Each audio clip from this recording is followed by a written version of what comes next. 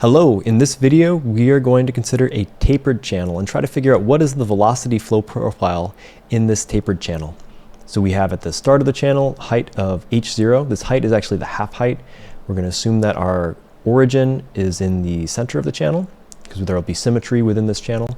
We have an initial velocity. This is the average velocity u sub 0 at the front. We have a u sub l at the end. This height changes as a function of x in the channel, and then as hl at the end of the channel. And this is changing over a length of l. And we're basically going to try to figure out what is that velocity flow profile within this channel. To do that, we're going to use something called the Lubrication Approximation. And we're going to use this Lubrication Approximation because this is a pretty tricky problem. In general, this has a velocity in the x direction, which depends on x and y, and it'll have a velocity in the y direction, which also depends on x and y. This turns into a very difficult problem to solve because if you write down the Navier-Stokes equation, it'll look something like this, where you have these two inertial terms, that's the terms on the left-hand side of the equation, in both of these two different directions, and you have these two viscous terms in both x and y equations. You also have a pressure difference potentially in the x and the y direction. So we need to find some simplifications to make this a little easier to solve. Now this complicated problem over here is actually very similar to a different problem that's a lot easier to solve, where these two channels are parallel. We have parallel plates, and in this case we actually have the velocity in the x direction is only a function of y. There's no dependence on the x direction, and there is no velocity in the y direction. This whole term is equal to 0. And the other term, the pressure only depends on x. There's no dependence on the y direction for pressure. And this leads to some simplifications of this more complicated form of the Navier-Stokes equation into something that looks more like this. You have 0 is equal to negative dp dx, that's this term right here, plus mu d squared vx dy squared. So all of these terms cancel out except for these two. The main question we want to ask here is there a way to make this problem on the left look a lot more like this problem on the right? And so one way we can think about that is making sure that this angle here of the taper is a lot more shallow. It looks a lot more like these flat plates. There's only a slight taper. And I drew it with a little bit of a large taper just to exaggerate so it's easier to see. But really we want to make that angle very small so that it's more like this case over here. And the other thing we want to think about is, can we make sure this y direction velocity is more like this, where in this case the velocity is equal to 0 in the y direction. That allowed us to simplify these equations quite a bit. Can we do something like that over here, where instead we're going to say the y direction velocity is much smaller than the x direction velocity? And if we're able to do that, we might be able to simplify these more complicated Navier-Stokes equations into something that looks more like this. And that simplification step is called the Lubrication Approximation. So our goal is, based on this geometry and based on some of the relevant length scales, when is our velocity in the y direction much smaller than the velocity in the x direction? And we're going to use a combination of order of magnitude approximations and some of the equations we have available to us. So first, one equation that it often helps to start these flow problems with is the continuity equation. And that's dvx dx plus dvy dy is equal to 0.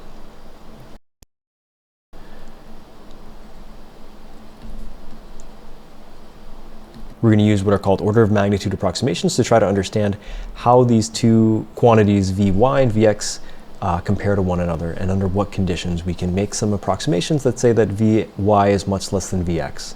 So first, let's say that our vx is represented by some order of magnitude variable u, and vy is represented by some variable v. And we also need some length scales. So we're going to say x goes like some length L sub x, and we'll have to figure out what these lengths and velocities are in a second. Y is going to be some length L sub y. What we're going to do is try to plug in some of these order of magnitudes into the continuity equation to see what it tells us about u and v.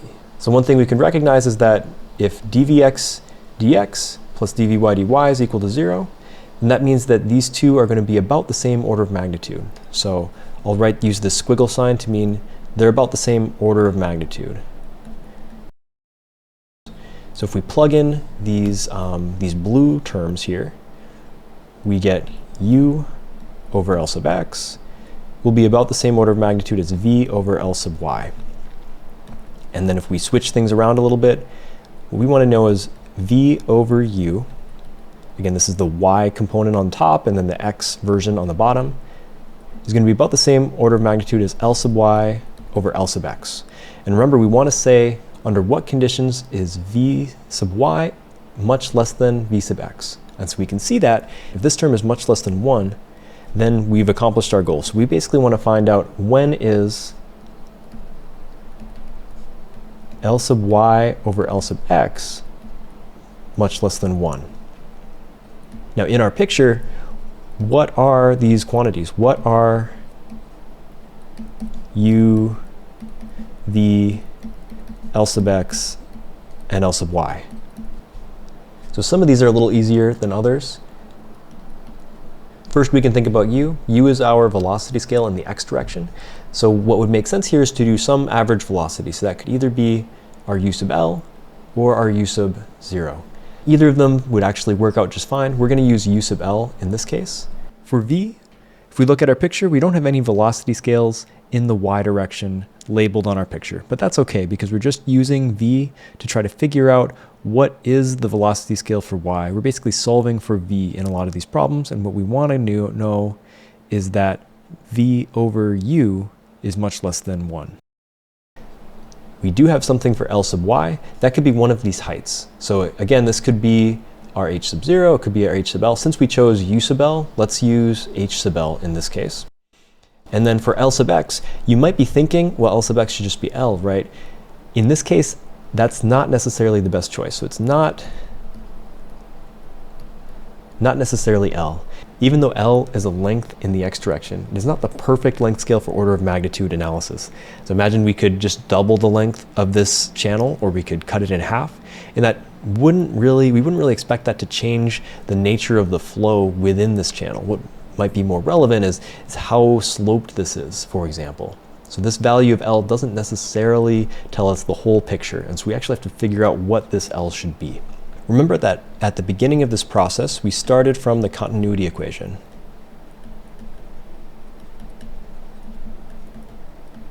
And this is where that L sub x came from. L sub x represented this term, this bottom of the differential here. And so we can try to figure out, is there another way to represent this term here, dvx dx? And one way to think about that is that dvx dx is going to have the same order of magnitude as du dx. This u right here is our average velocity. So that, you'll notice, changes as we go down the channel. It'll be faster over here and a little bit slower at the outlet based on the taper of the channel. And that change in u is going to be at the same order of magnitude as our velocity. So can we figure out what du dx is? So one letter that I haven't drawn on this picture here is our volumetric flow rate. So that's going to be q. And q is going to be a constant. By the conservation of mass, since we have an incompressible fluid, our q at the start of the channel is going to be the same as the q at the end of the channel. So this is a nice variable to have in mind as we are working through this problem. So we can write q is equal to, as a function of our average velocity, q is going to be equal to u sub x times our channel height. And we're going to multiply by 2 since our h is only half of this channel's height. And both of these two terms depend on the length we are in the channel, and then as we multiply them together, we'll get to our q. You might notice that this isn't quite a real volumetric flow rate, since we're kind of ignoring the z direction in this problem. It doesn't really matter for this case, so you can ignore it. You could multiply this by some other term, but we're just going to ignore that for this problem to keep things a little bit easier. If we're going to try to figure out what du dx is, we can solve this equation here for u. So u sub x is equal to q divided by 2 times h sub x. And then we can actually figure out what is du dx. So let's write that down right here. Du dx is going to be equal to q over 2, and we'll take the derivative of this h, which depends on x. So that's going to be a minus sign 1 over h squared and then we have to multiply by dh dx. We're going to do a little bit of algebra here, and we're going to plug in for q into this expression. And so we'll end up with du dx is equal to, these 2's cancel out, but I'll just write this down, 2 times u sub x times h sub x divided by 2. Don't forget the negative sign. 1 over h sub x squared times dh dx. I'm going to shift this all up to make a little bit more room. So our du dx is going to be equal to u of x over h of x dh dx. So continuing on here, remember the point of that was to figure out what is dv dx. So now we can say dvx dx is similar to du dx, and that is equal to this term here, negative u over h dh dx. If we want to write this in those order of magnitude estimation terms, we can switch colors here. Now u, it shouldn't be hard to see, is the same order of magnitude of our capital U, which is our x velocity scale, and h similarly is going to be similar to our y length scale. And then we have this other term, dh dx, which is our slope.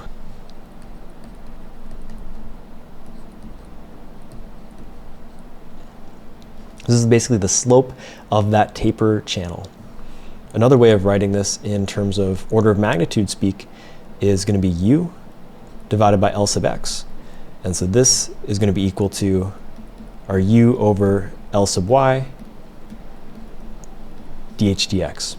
So these u's cancel out, and we can figure out what our L sub x should be equal to. So L sub x should be similar to L sub y divided by our slope.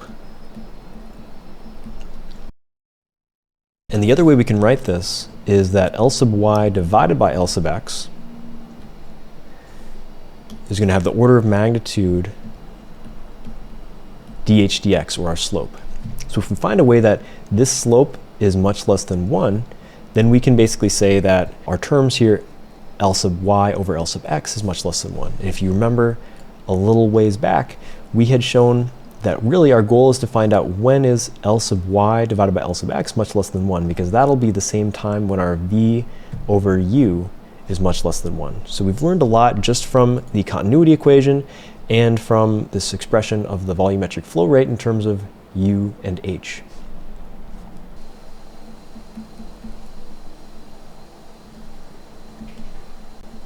One conclusion we can draw here then is if the slope is much less than 1, then our ratio of velocity scales is also much less than 1, and that might help us simplify this problem. So let's try to understand how to simplify this problem in terms of the Navier-Stokes equations.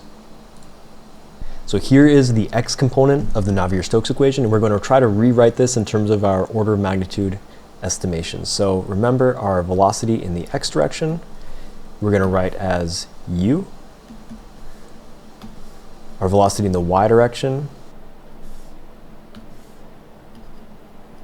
is v. Our length scale in the x direction is L sub x, and our length scale in the y direction is L sub y.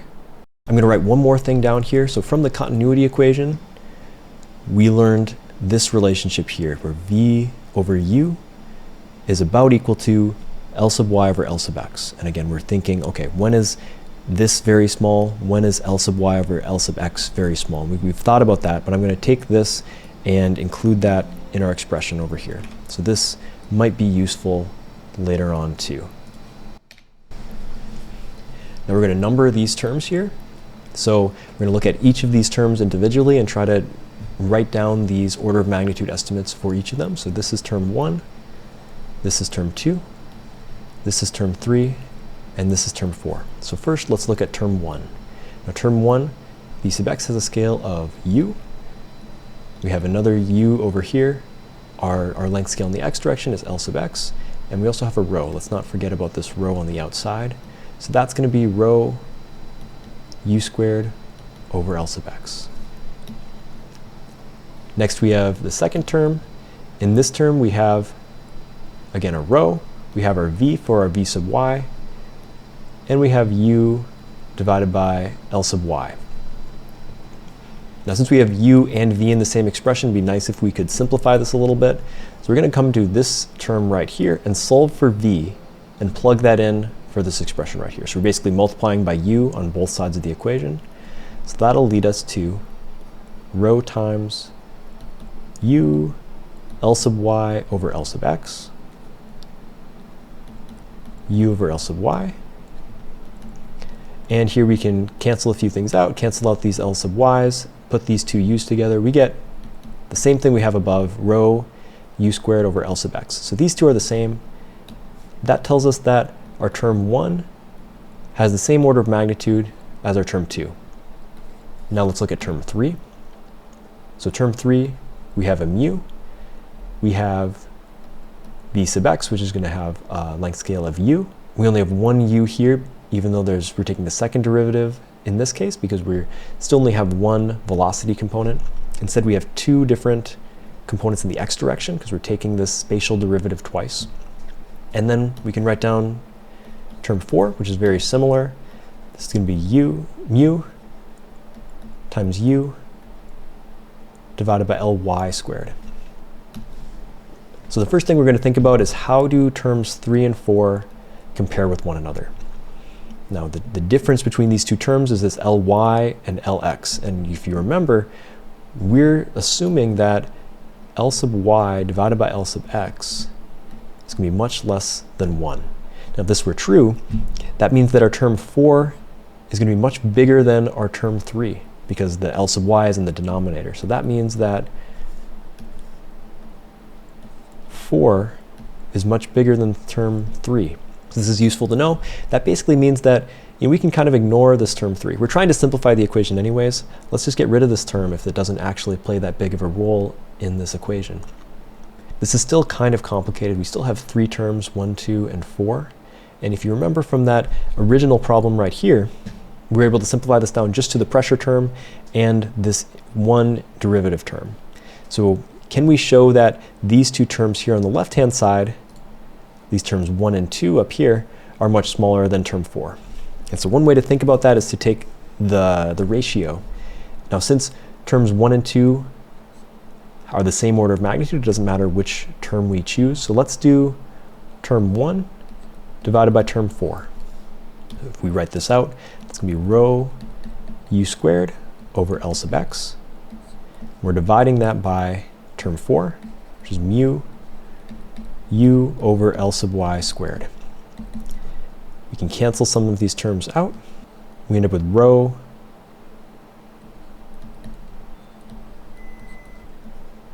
and I'm going to write it in this form. So we have this term right here times L sub y over L sub x. And you may be familiar with this group here. This is known as the Reynolds number. The Reynolds number is helpful to tell basically the ratio between the inertial terms, that's represented by the numerator, and that's represented by these terms on the left-hand side of the Navier-Stokes equation, to the viscous terms, which is shown over here on the right-hand side of the Navier-Stokes equation. So the Reynolds number will tell you which of those terms are more important in this problem. And then we have this other term here, which we already know. We've seen this a lot. And we already know that this term on the right here, L sub y over L sub x, is much less than 1. So basically, the only additional assumption that we're going to make for this problem is that Reynolds number is not too big. So we can say if the Reynolds number is small, if it's much less than 1, that's great. But it really just has to be not too big. So even if Reynolds number is about 1 or less, we're probably fine to solve this problem. We've made one additional assumption to try to simplify this problem. And if we make this assumption that the Reynolds number is not too big, we can cancel out this left-hand term of the equation, and we're basically just left with the pressure and term 4. And that's what we are going for. That's what we were hoping for to solve this problem. There's one more thing to think about with the Navier-Stokes equation, and this is the y component of the Navier-Stokes equation down here. And we basically need to check, well, what about the pressure? Does this y dependence of the pressure matter? And one thing we know is that since our v over u we're making the assumption that this is much less than 1. All of these terms here, we can write these new terms. Let's call this term 5, 6, 7, and 8. All of these terms, 5, 6, 7, and 8, are going to be much smaller than their respective terms in the x component, 1, 2, 3, and 4, because now we have vy's in all of these expressions where there used to be vx's. So that's going to make all of these terms a lot smaller. And since the pressure term here has to balance with all of these other terms, that means that our dp dy is going to be much smaller than our dp dx. And this tells us that we can make the assumption, let's just ignore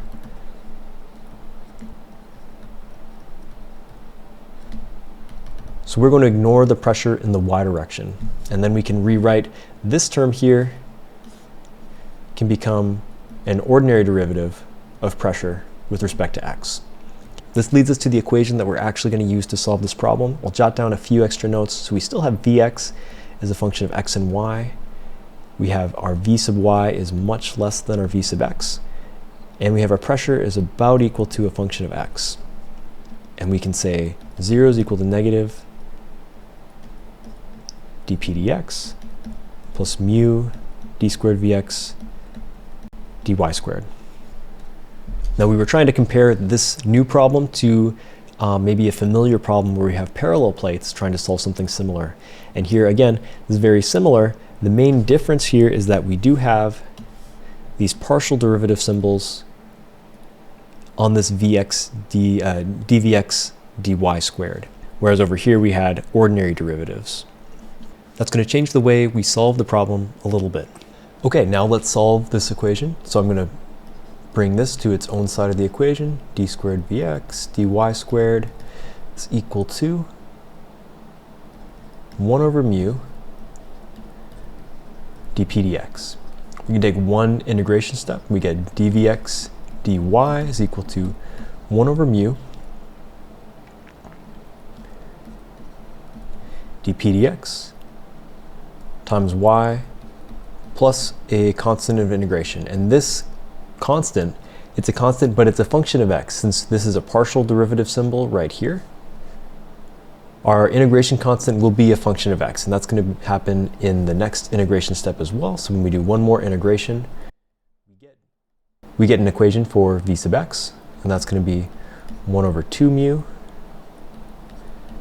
dp dx y squared plus c1, which is a function of x, times y, plus c2. And again, both c1 and c2 are our, normally they're called our constants of integration. Now in this case, they are functions of x. So our boundary conditions here are our no slip and no penetration boundary conditions. So that's basically our velocity in the x direction is equal to 0 when y is equal to plus or minus h. And remember, this h is a function of x. So we can write down these two equations now. So let's plug in 0 for v sub x, 1 over 2 mu dp dx h squared plus c1 times h plus c2. And then we have our other boundary condition when y is equal to negative h. So that's going to be the same thing, except we have a minus sign here. We need to solve for c1 and c2. We'll do a little trick here. We will subtract these two equations. So we'll take this top equation and subtract this whole bottom equation.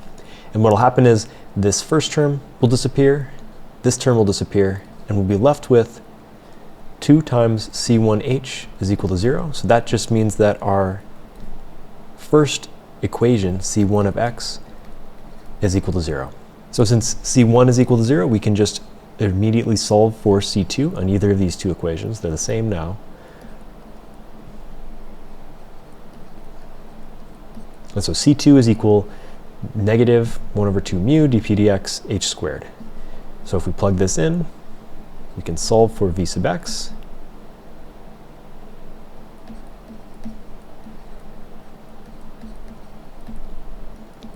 And if we pull out this term right here from both parts of the equation, we end up with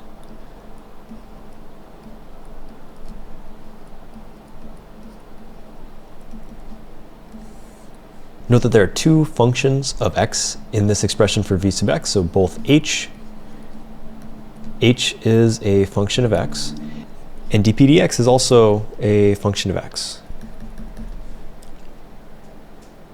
This is an okay solution to the problem. We do have this term dp dx in here, and it'd be nice if we had an expression for v sub x that didn't depend on dp dx when we really don't know what dp dx is. We do know what our average velocity is, so that's u sub x. And we can try to calculate this using our velocity here by taking an integral. So we can basically say u is going to be equal to 1 over h times the integral from 0 to h of our v sub x dy. So we're basically going to take the integral over that cross-section of the channel, figure out what our velocity is, and maybe we can use that to solve for our pressure drop. So this is equal to 1 over h. Integral 0 to h, we can plug all these terms in. Negative h squared over 2 mu dp dx 1 minus y squared over h squared dy. To make this easier, I'll just take some of these terms out of the integral. So one of these h's is going to cancel out. We'll end up with h over 2 mu, negative sign, dp dx. And then we have an integral from 0 to h of dy minus an integral from 0 to h of y squared over h squared dy. So if we evaluate these integrals, this one is just h, and this one will be, pull it to 1/3, and we're evaluating y cubed over h squared from 0 to h, 1/3 h. The term in this brackets is just equal to 2/3 h, so then we can finally write down our expression for u. U is equal to, note that there's a negative sign here because our dp dx is also negative, so that'll cancel out and give us a positive number. We can use this to solve for our pressure, so we get dp dx is equal to minus 3 mu u over h squared. And then before we're finished, this u does change depending on where we are in our channel, so that is another variable. We can rewrite this to be a little bit simpler using that expression we used earlier, that q is equal to 2 times u h. Plug that in for u right here. So that means u is going to be equal to q over 2 h, and then plug that in, minus 3/2 mu times q divided by h to the 3rd. And so that'll be our final expression for the pressure drop. We can also plug that back into our velocity expression for x and come up with a slightly better solution for that, so I will do that right now. Our v sub x is going to be equal to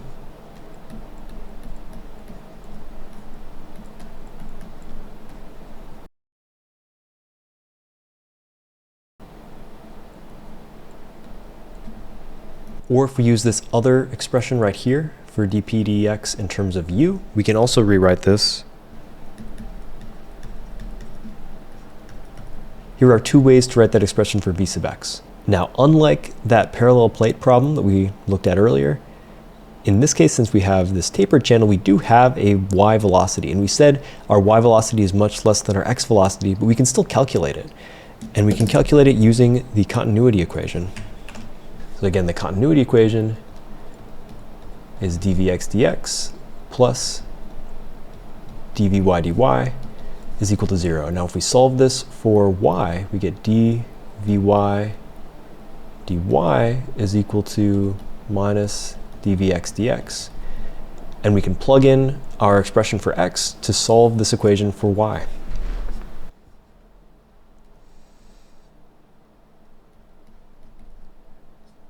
So now I'm going to grab that equation for x.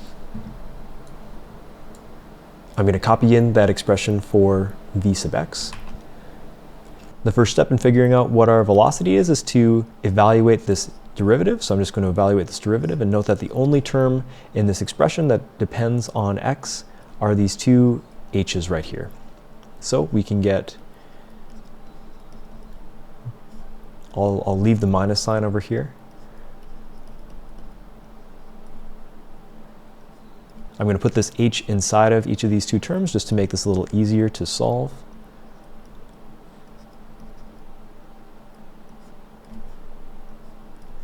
And now when we take this derivative, that'll give us, and we still have this 3/4 over q on the outside, nothing happens to those. This first term becomes, pull out a negative sign, h squared, and we have to multiply by dh dx. This is the chain rule. Plus 3y squared, h to the fourth, and again we have another term, dh dx here. So now we're ready to solve for y. So we can basically say that our term dvy dy is equal to this quantity right over here. Our vy, that's some value of x and y, is going to be equal to vy at x and 0. We're going to integrate from y equals 0 up to some other value of y.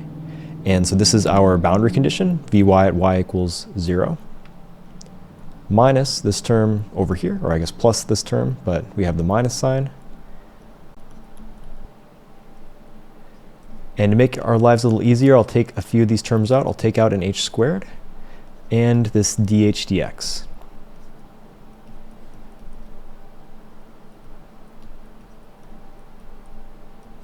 So first off, we can think about this term here. So this is our boundary condition for this problem. When y equals 0, we can go back to that diagram.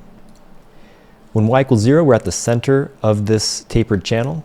And as you might imagine, since this is a symmetric problem, our y velocity has to be equal to 0 at this point. You might have some positive y velocity over here on the top half and negative y velocity in the bottom half, but since this is a symmetric channel, the velocity in the y direction has to be 0 right in the center. So this term is equal to 0, and then we just have to evaluate this integral right here. So I'll pull out a few terms from this integral. Remember, h doesn't depend on y, so we can just pull out h and dh dx. And we're left with an integral, I forgot a dy over here, negative dy from 0 to y, plus another integral over here, 0 to y, 3y squared over h squared. And to evaluate this term here is just equal to negative y. This term over here, this 3 will cancel out with the 3 that comes out of this integration step, so we get y cubed over h squared. So then we can eventually finally solve for our velocity in the y direction. What I'm going to do is pull an h from outside of this set of parentheses inside of the parentheses to make these terms dimensionless. And I'm going to switch the signs just so it's a little bit clearer.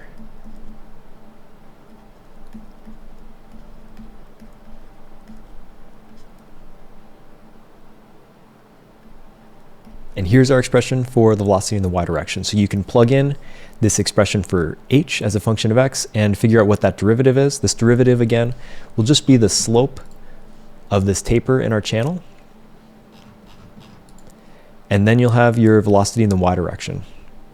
So to summarize, we've calculated our velocity in the x direction, velocity in the y direction, and we also have our pressure drop, dp dx. Hope you enjoyed this video. Thanks for watching.